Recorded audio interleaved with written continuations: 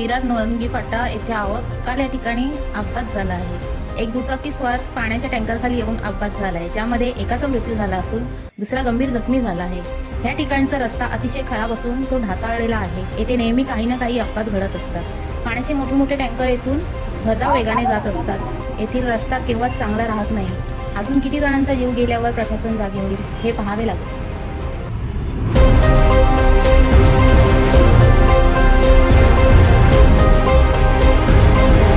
वसई, विरार, पालघर आणि पालघरच्या सर्वात ताज्या आणि खऱ्या बातम्यांसाठी आमच्या यूट्यूब चॅनलला आत्ताच लाईक आणि सबस्क्राईब करा।